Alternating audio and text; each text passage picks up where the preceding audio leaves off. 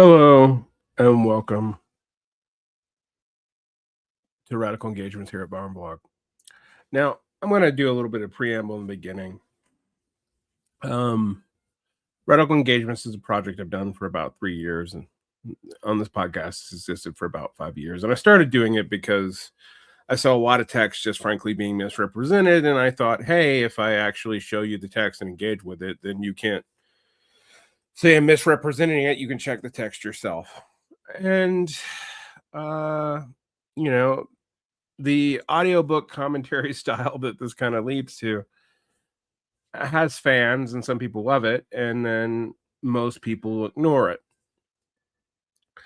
It's hard to produce 12 videos a month minimum plus additional for patrons when the solos and the interviews get over 1,000 usually in a week. 1,000 views in a week, which on YouTube I know is not a ton, but I'm not monetized, so that's why. Whereas these sometimes get almost none. So I will be doing radical engagements, but I'm going to slow down on them.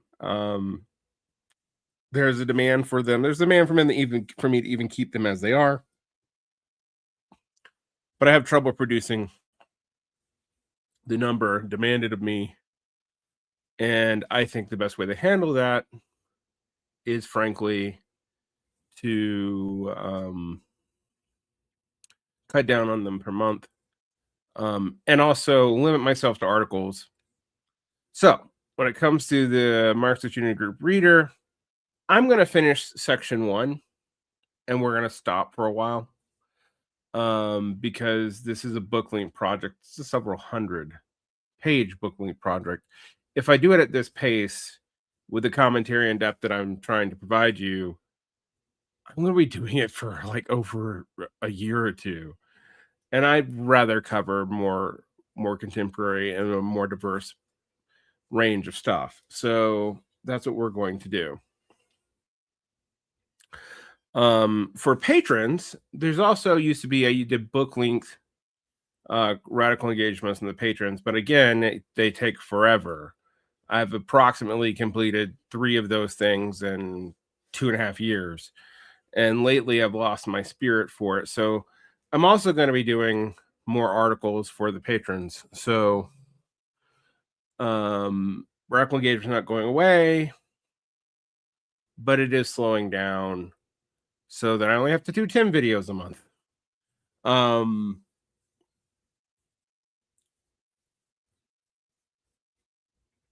Now, with that said, already wasted 3 minutes of it, probably lost a lot of listeners. Let's get into this text. This is the 4th in a series, so I would listen to the other, 3 first, at least parts 2 and 3, because they cover the specific Lars Lee's text in question. Part 1 is me covering the preamble to this book and project. Make of that what you will. For those of you who have the book in front of you, we're in the Marxist Unity Group Reader 5th edition. This is actually a chapter out of What is to be Done by Lars Lee. And we're on page 11, I believe. So let's get back to it. I'm actually going to read this paragraph again. I accuse Lars Lee of being soft on LaSalle in multiple places, and I think he is here too. But I'm going to come back here about what he's celebrating from LaSalle and remind you where we stopped on the last one. LaSalle explained the idea of the workers' estate by telling the following story. Originally, the workers had been united with the bourgeoisie as part of the revolutionary Third Estate. And again, this is a little bit more believable at the time, because remember, these bourgeois revolutions had just happened. But then the bourgeoisie separated itself off due to the egotism and desire for privilege. This is LaSalle's story. You will notice it's in highly moralized terms. For the workers, in contrast, self-interest and group solidarity coincided. Quote, this is from LaSalle.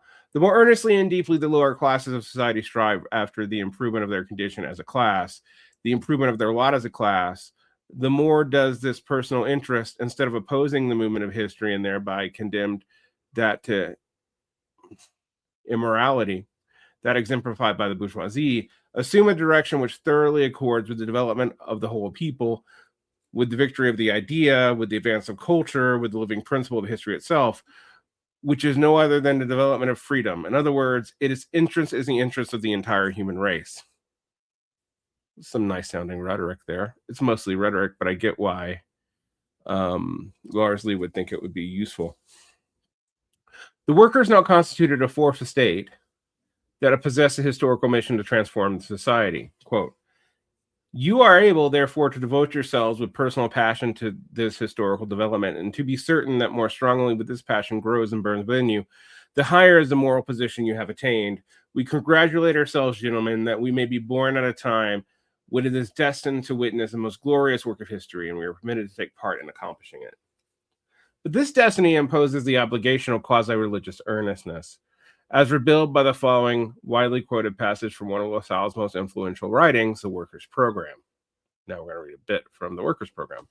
Nothing is more calculated to impress upon the class of worthy and moral character than the awareness that it is destined to become a ruling class.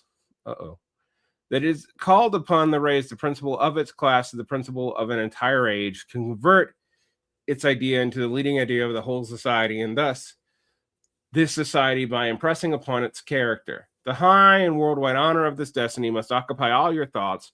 Neither the burden of the oppressed, nor the idle disposition of the thoughtless, nor even the harmless frivolity of the insignificant are henceforth becoming to you.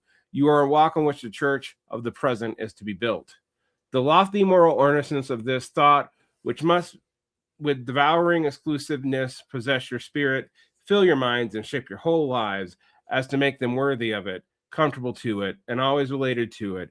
It is the moral honestness of this which must neither leave you, but must be present in your hearts, in the workshops during the hours of labor, in your leisure hours, during your walks, at your meetings, and even when you stretch your limbs to rest upon your hard couches. It is this thought which must fill and occupy your minds until they lose themselves in dreams. The more exclusively you immerse yourself in the moral earnestness of this thought, the more undividedly you give up yourselves to its glowing fervor.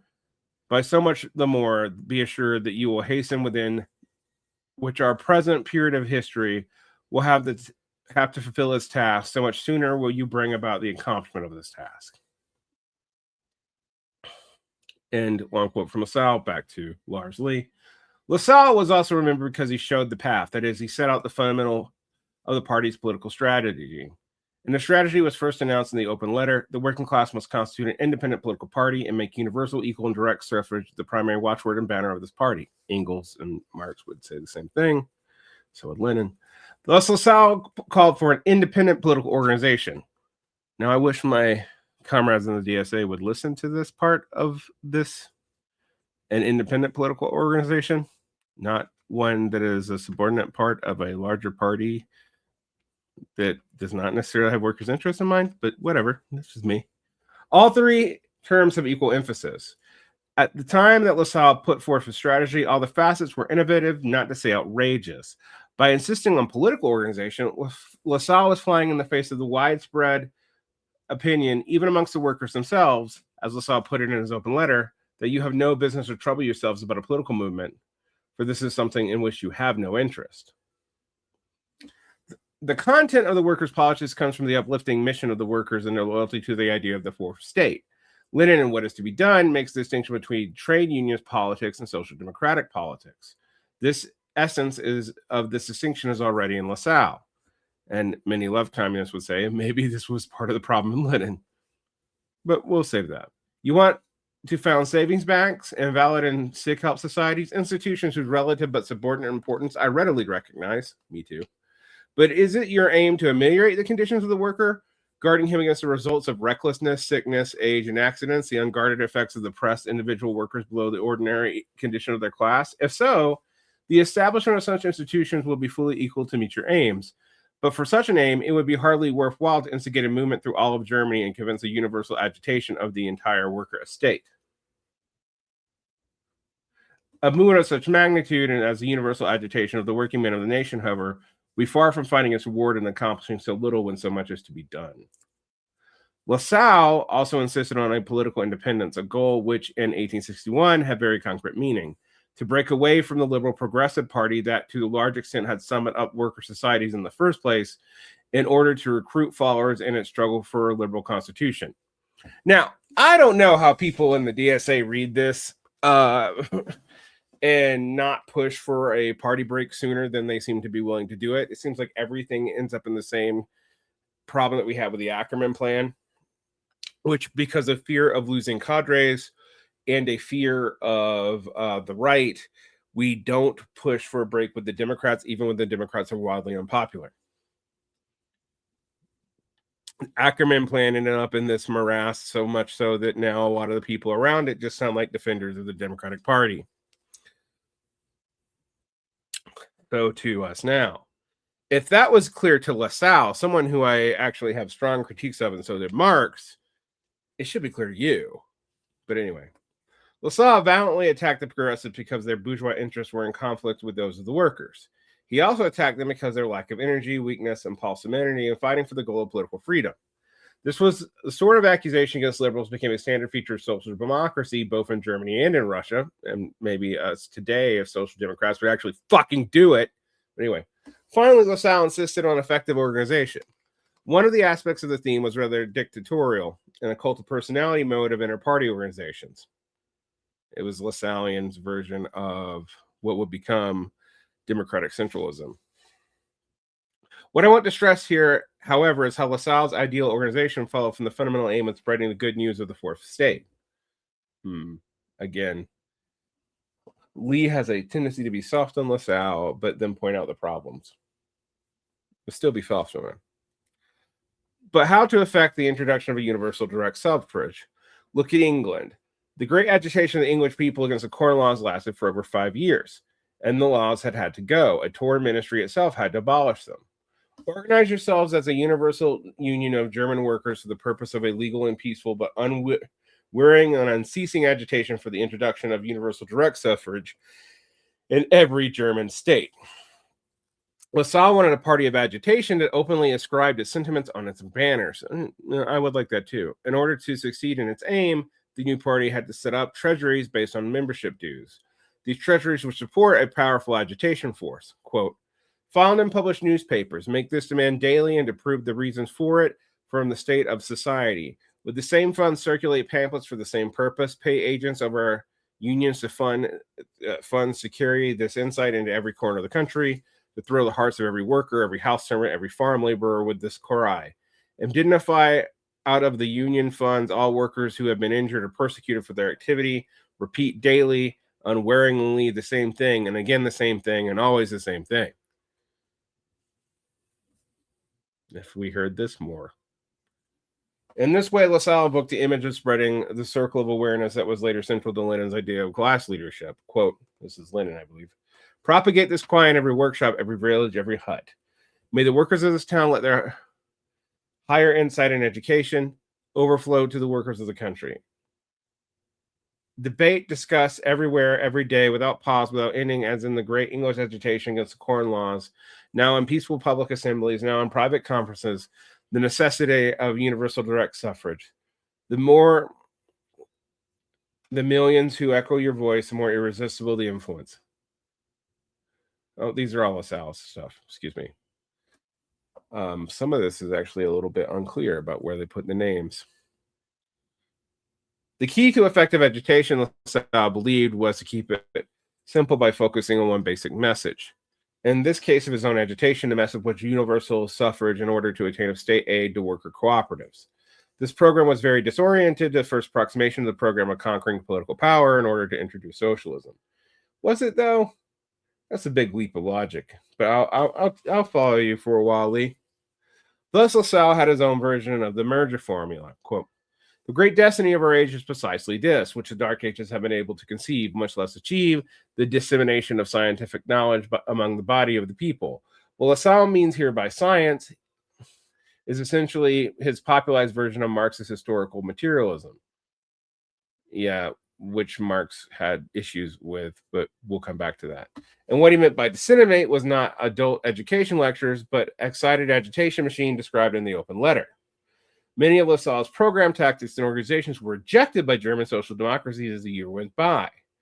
One of the most important Marxist criticisms of Lassalle could have been predicted on the basis of the manifestos passage cited previously. According to the Marxist wing of the social democratic movement, Lassalle's hostility to the bourgeoisie led him to dangerously underestimate the importance of political freedom, something that we see often in the socialist movement. Wilhelm Liebknecht, one of these early Marxist leaders, used the opportunity of his trial for high treason in 1872 to make this point. And Lassalle was willing to make concessions to Bismarck, and that came out later. It's very bad stuff. But anyway, this is a Liebknecht quote. I showed that the one-sided procedure against which the bourgeoisie could only be of service to the aristocracy, that contemplated universal suffrage without freedom of press, of meeting, of combination, was nothing but an instrument of reaction. That state help from the government of lordlings could be granted to the corrupt, the working man, and make them useful for the purposes of reaction. If you don't think that happens, look outside. It is easy to pick holes in Lassalle's program and tactics, and certainly his rhetoric has badly dated. I mean, Marx picked holes in it. But next to Marx, he is, as Jeeves would say, intellectually negligible, but much more passionate.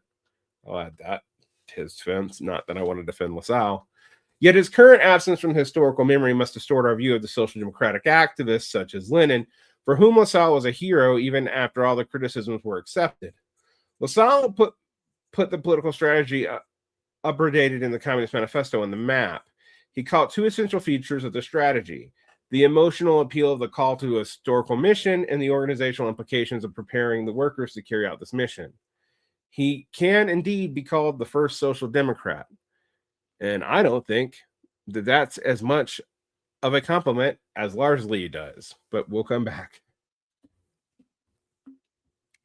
What we may conclude with the appreciation of Lassalle penned by Edward Bernstein in his orthodox pre-revisionist days, his book, Ferdinand Lassalle as a Social Reformer in 1893, was heavily influenced by Engels and translated in English by Marx's daughter, Eleanor. Engels' role in the book was so great that Hal Draper practically treats him rather than Bernstein as the author. The book as a whole is hostile to Lassalle and insists on his weakness at great length. Although Bernstein would later write glowingly about Lassalle in the 1920s during the Gorylist program period, but that's neither here nor there. All the more valuable, then, is the book's summary of Lassalle's enduring achievements, the value of organization, which was one of the contributions. If the German social democracy has already recognized the value of strong organization, if it has been so convinced of the necessity of the concentration of forces, even without the outer bond of the organization is yet known to perform all the functions, is such largely the heritage of the agitation of Lassalle. But Lassalle's central contribution was to turn the idea of a historical mission into practical politics. Where at most here only a vague desire, he gave a conscious effort.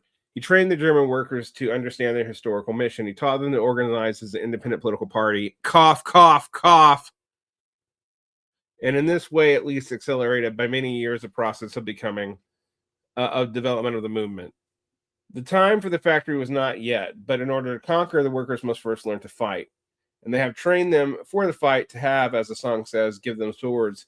This remains the great undying merit of Ferdinand Lassalle.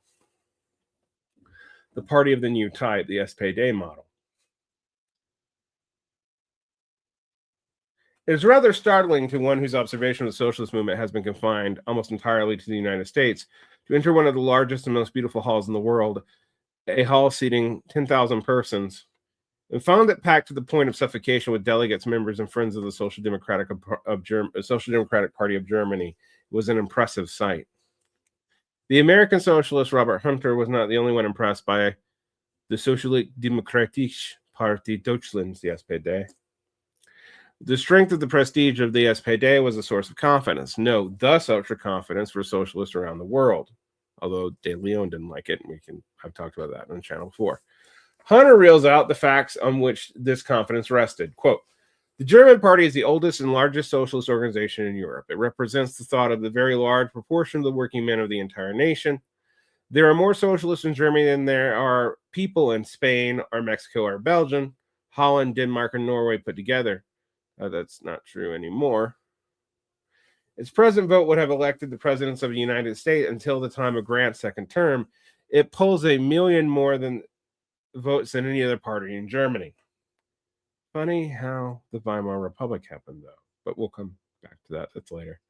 Hunter stresses some of the features that made the contemporaneous observers regard the SPD as something unseen before, as a party of the new type in European politics. Quote, the German socialist movement is a democratically controlled organization of a character unknown in American politics. Our parties were more cartel parties. Furthermore, the party carries out on its propaganda of an incredible dimensions. Finally, and it was truly a working man's party, and they were of a type of working men one too rarely sees outside of Germany. They were serious-minded, ruddy-faced, muscular. One could see that they had saved from years of the exploitation of the faculty enough physical and mental strength to live like men during the leisure hours. And my belief that the physically and mentally they can hold their own in the essentials of any other class in Germany. Most of the discussion of the SPD today, from the right or from the left, is heavily tinged with irony. The party was not as revolutionary as it thought. It was not as Marxist as it thought. It was not as democratic as it thought. And more recently, it was not committed to gender equality as it thought. The textbook interpretation of what had to be done in particular operates with contrast between Lenin's fierce revolutionary party and the SPD's mild-mannered party reform. In Bertram Wool's words, the party and the trade unions of the West were, quote, democratically organized, comfortably adapted to sizably legally permitted them, and long since devoid of insurrectionary spirit except for the battle for festival occasions. Now, one thing this doesn't deal with is how diverse this party was, which is both good and bad, because it had within it a literal imperialist wing. We're not just talking about the right of Kautsky and Bernstein, but there was the right of Ebert, and then there's people well to the right of that within the SPD. Similarly, there was in the Socialist Party of America, which was nowhere near as big and robust, but was pretty damn diverse too. No doubt there's much that gives support to all this irony, but perhaps we can understand the more dramatic view taken by contemporaneous observers when they heard August Bebel, the leader of the party, exclaim, I shall remain the mortal enemy of this society and social system in order to sap its very life, and if I can, eliminate it altogether. I mean, even Oswald Spengler respected this guy. When they heard the Prussian officials say that the SPD was not a reformist party, but a revolutionary party whose aim is the destruction of the existing state and social system. In any event, if one wants to understand the impact of the SPD model on what is to be done, we must, for a time, bracket out the irony of hindsight. For this reason, I will document my discussion with comments from contemporaneous observers. That's going to have both advantages and limits, as we all know. Every institution has an idealized model of itself, idealized in the sense that it is abstracted from the everyday concrete practices, and in the further sense that it reflects the ideals and goals of the institution, and in the final sense that it pictures the institution and its members as more heroic and pure-hearted than reality warrants. Yeah, sure. We call that self-propaganda, but anyway. Such a model is not just self-flattering, a pat on the back, but also a crucial role in the working of the organization. Yeah, everyone needs a little bit of bullshit to grease the wheels, I guess. It determines what is seen as normal and what is abnormal. Debates within the organization and proposals for innovation are steeped in the rhetoric imposed by the model, such as the model is in fact the unwritten constitution of the organization. So yeah, that bullshit creates real social norms and ideals and virtues to which people can hold themselves up and find themselves accountable and not accountable. That's a reasonable claim. The idealized model considers to have a greater impact on foreigners than the institution itself. Yep, because they hear the rhetoric but don't see what actually happens on the ground. The ideal model of the English Parliament is case in point. Yeah, I mean, you should read what Montesquieu thinks the English Parliament is versus what it actually was. All right. In a similar way, the SPD model was normative of European social democracy, as described by Gary Stinson. Quote, when Jean Dormé wrote his first-hand account of the founding Congress of his first French Workers' Party, he referred to the Congress decision to organize itself into a party which similar to that which has existed in Germany 7 years later in a letter to Engels. Par Lafargue, comes up with the show a lot, referred to his group as what we who hold the German party as a model, Anarchist opponents of the First United Workers political party in Austria objected strongly to the repeated, almost exclusive reference at its founding Congress to the German model. On one prominent historian of the Italian worker socialist movement has argued that the German organizational example was at least as influential with the founders of the First National Socialist Party as it was the Northerners' presumed Marxian theory, and in fact, the former fostered widespread acceptance of the latter. Although Simpson might have been surprised to hear it, he could and should have added the Russian Social Democratic Workers' Party to that list. As we sketch out the features of the SPD model that were particularly relevant to what is to be done, we shall see the model was fundamentally narrative in form. It told the story about the SPD's past, future, present, and future. We shall start with the ways in which the party in the 1890s saw its own past. When the party looked back, it saw its origins as a double act of independence from liberals and bourgeois Democrats. Cough, cough, cough, cough. DSAers, you read this, you should take it seriously. We need to be independent, at minimum, both as socialists and as workers. We've already seen how LaSalle urged the workers to reject the tutelage of the Liberal Progressive Party. The other wings of the movement, the more Marxian-oriented groups led by August Bebel and Wilhelm Liebknecht, had a more gradual but no less determined break with the radical democratic middle-class sponsors. In the case of Bebel and Liebknecht, it was an internal evolution in their views as well as an external organizational evolution that led them by 1869 to embrace the program of Marxist International and the accompanying idea of an independent class-based political party. In contrast to LaSalle, however, Bebel and Liebknecht retained from their days as radical Democrats a firm conviction in the primordial importance of political freedom, which Marx and Engels also had. The next great episode in the party's story of itself was this historic outlaw period. In 1878, at Bismarck's instigation, very harsh anti-socialist laws were put into effect that essentially outlawed the party with a bizarre but crucial exception of its ability to elect parliamentary representatives. Yeah, that's weird. The period of prosecution ended in 1890, but with a resounding victory for the SPD and resulting defeat for the Iron Chancellor. Despite the prosecution, the SPD vote swelled during this period until it became the largest single party in the German Empire. In the 1890s, the laws were allowed to lapse, and by the end of the 1890, Bismarck had gone, but the SPD was still there. So much for forms of concerns about legality, I suppose. The tactics used by the German socialists during this period were, of course, of a consuming interest to the Russian Social Democrats, for whom absolute repression was an ongoing reality and not just a matter of exceptional laws. At the center of these tactics was the role of exile organizations and giving the movement a continued voice and direction. The most important role here was played by Edward Bernstein, as editor of the newspaper weekly Social Democrat, published in Switzerland. Of the sagas of the outlaw period told here, this paper was continued to be distributed by the Red Postal Service right under the noses of the Imperial Gendarmerie. Sorry about that pronunciation, guys. As Bertrand Russell, funnily enough, remarked in the 1890s, this paper, which was secretly distributed with the greatest energy and soon began to make large profits for the party funds, restored in some measure the connection between the central authority and individual members. Social Democrats' role in keeping the party together was due just as much to its editorial line as to its successful distribution. In his influential party history, first published in 1898, just when Iscaro plan was taking shape in Lenin's mind, Franz Mehring commented that Bernstein well understood how to maintain the newspaper as an organ of the whole party and to give it, at the same time, a definitive, firm, clear direction that took into all accounts the tactical demands without violating the principle. Thus, the Russians had a ready-made model for a party-building role of a newspaper published abroad, and thus many Trotskyists and Maoists still do so today. Many traditions are born. Above all, and beyond the tactical and organizational success of the outlaw period, it demonstrated with a sympathetic but not uncritical British observer called the extraordinary vitality of the movement, so vital that the absolute repression could not destroy it. An encouraging thought for Russian Social Democrats, who, as Lars Lee mentions, were under very strong repression.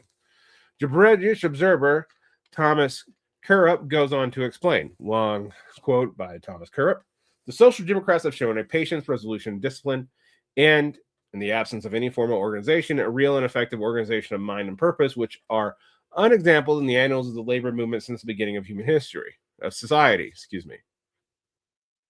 Same thing, but still. They have made a steady and unflinching resistance to the most powerful statesman since the first Napoleon, who wielded all the resources of the great modern state, and who was supported by a press that used every available means to discredit the movement. Cough, cough, cough. That's still happening. And as a party, they had never been provoked to acts of violence. In fact, they had given proof of all the high qualities which fit men and parties play a great role in history. The social democratic movement in Germany is one of the most notable phenomena of our time. The triumphal outcome of the outlaw period did more to confirm a sense of the coming revolution's natural necessity than did all the learned proofs of the scientific socialism.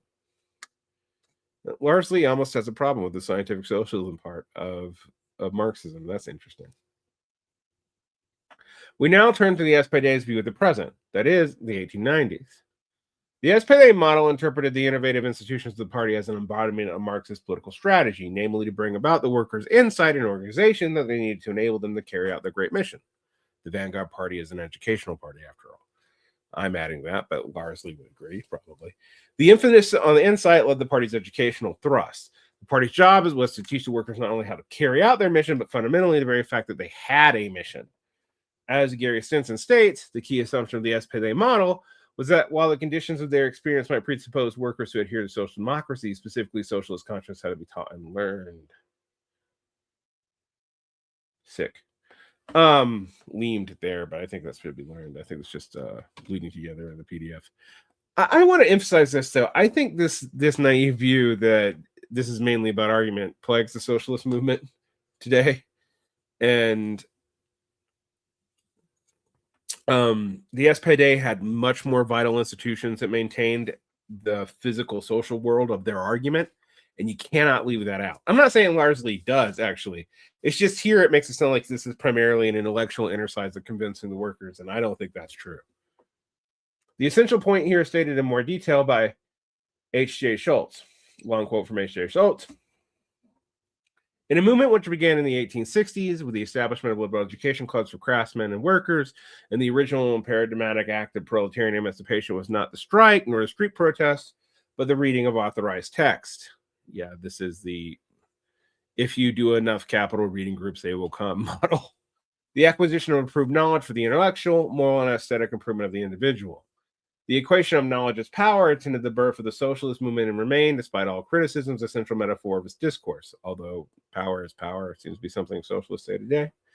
The progressive worker who entered the movement was obliged to become, first of all, a reader of canonized texts. He was taught to approach each of these texts containing a coherent, self-evident truth and class-transcending scientific truth. Hence, Edward Varn is focusing on pedagogical stuff in Marxism. If you read the book Vulgar Marxism, it's about that.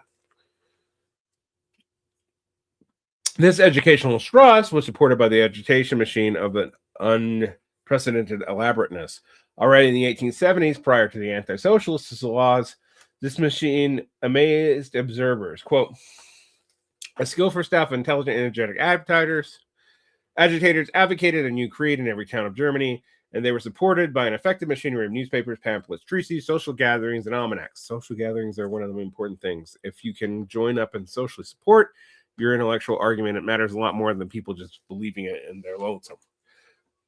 In which the doctrines of socialism were suggested, inculcated, and enforced in every available way. In 1911, the German sociologist Robert Michels made a similar observation. Robert Michels, the French-German sociologist who really turned against the party, but never been. This tenacious, persistent, and indefiable agitation characteristic of the Socialist Party, particularly Germany, never relaxed its consequences of casual failures nor abandoned because of casual successes, which no other party has ever succeeded in imitating, has justly roused the admiration of critics and of the bourgeois opponents. Michels goes on to note that the emphasis in agitation meant in the democratic organizations the activity of professional leaders is extremely fatiguing, often destructive to the health, and in general, despite the division of labor, highly complex.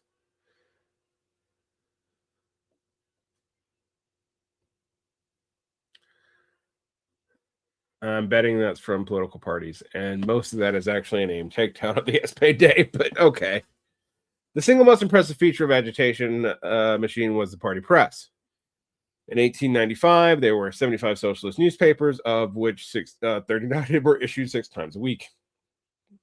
These newspapers catered to a broad variety of workers. There were newspapers for worker cyclists and worker gymnasts, for teetotaling workers, and for innkeepers.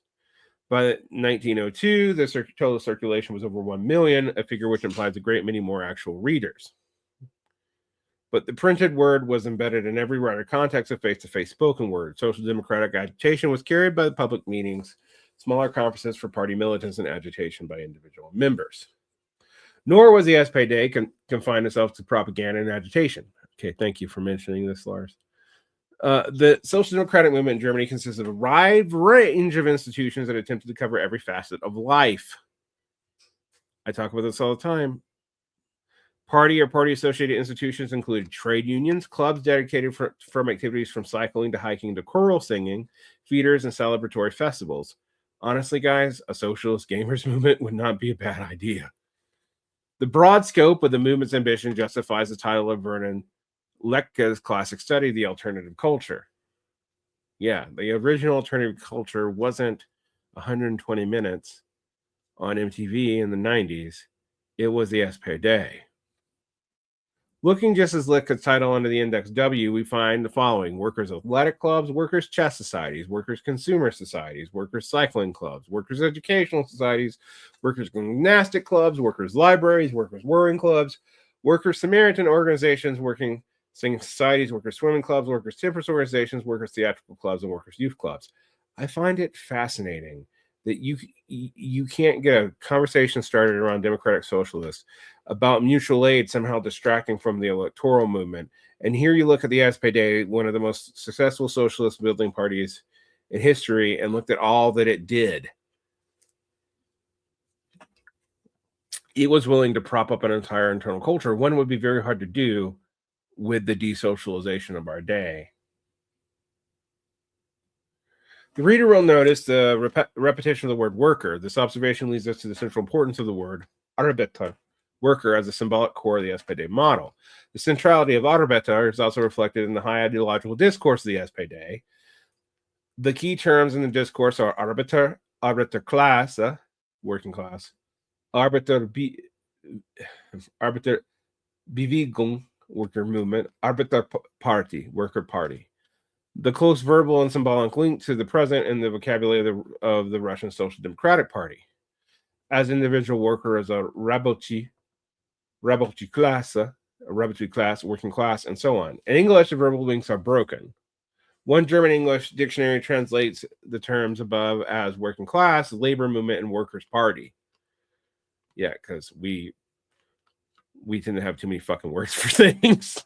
The English language cannot jam nouns together as easily as German. We can. It just sounds stupid. The Russians could match the usage in the instance because the noun Rabochi appears in adjectival form. At cost of subverting the genius of the English language, I translate the key social democratic terms as worker class, worker movement, and worker party. A few words in justification of this will not be amiss. Okay, thank you for explaining why you did that, because I was very confused about why we were using a noun form in something where we normally use a participle form or an adjective form. But that's just me. One motive is to preserve the centrality of the complex of associations linked to the word arbiter in the German social democratic movement. Lechke called it the central code word of the movement. On the other hand, the symbolic and ideological use of Arbeiter makes the separateness of the worker, the sense of exclusion, their hostility to German society. On the other hand, the word emphasizes the unity of all participants in the movement, and this usage had a paradoxical implication. The broad ideological uses of Arbeiter, in conjunction with the ubiquitous of comrade, Genosa, sanction the presence of a substantial number of middle-class people, found especially among the movement's intellectuals, and the party that proclaimed both confidence in the necessity and the ability of workers to participate, to emancipate themselves, and its unrelenting hostility to everything bourgeois and capitalist. Preserving worker as a link between the key terms of the social democratic discourse also helps us see the underlying narrative in which the working class is a subject, an actor, a protagonist in a world historical epic. The English term working class defines the class in terms of a function. one function among many needed for society. Quote, Engels wrote, the movement of the workers resolved to be bought and sold no longer. When, in determination of the value of labor, they take apart the human beings, mentioned, possessed of will as well as of workers' power, Arbeitskraft, at the moment of the law of wages, and the whole political economy of today is finished. We might put this as follows. Bourgeois political economy ends when the workers stop seeing themselves as the working class with the function of providing labor power and begin seeing themselves as the worker class, possessed of a will that allows them to play an active role in history. You know, a worker is an agent. I actually get what Lars Lee is getting at here. Worker class also defines class in terms of concrete and active individuals making it up. 19th century English language allows another way to bring this out. For example, the first German edition of Engels' book on the English working class had a dedication in which English began working men to dedicate this book. We would say working people. For obvious reasons, this usage is no longer acceptable, at least when translating and paraphrasing the historical documents of social democracy. I compensate by using worker class to preserve the sense that the class is made up of living, breathing individuals. Okay, now I understand why you're doing that largely. I wish you had put that in the beginning of the fucking book when I would know it and not be like, why are you translating this weirdly? Guy working in Canada, just asking. But no, this makes sense to me. However, if you wanted something that sounded more natural in English, you'd say working people. Just desex the other noun. You could even use working folk because for some reason progressive like that. All right. I'm going to stop here. We'll pick this up soon. Like and subscribe, hit the bell. There's more behind the Patreon under Varn blog. There's also a free podcast you can find. If you want more behind the Patreon, you'll get audio of every episode and a few additional things a month. I used to do Q&As. I think I'm going to do them yearly. You get the archives of everything I've ever done, not just on Varn blog. If I get access to it and creators will give me access to it, I will give it to you. And as well as thousands and thousands of other episodes, commentary, additional episodes, other shows such as Parallax Vlog that I do with J.D. Michaels, and diving into the wreckage, which I do with the Wreckage's Sean, formerly known as Sean of Antifada, now known as Sean of This Wreckage. We will do all this and more behind the Patreon wall. But if you don't want to support me on the Patreon, I completely understand. It's a hard economy out there. It's been for a while. At least if you're not very rich, in which case it's a good economy for you, and you're probably not giving me money. But anyway, the podcast could always use some reviews on Spotify or whatever. Apple Podcasts, I guess people still use that. And the show can use some comments. Even hate comments help. Ha ha ha. Increase my engagement by hating me.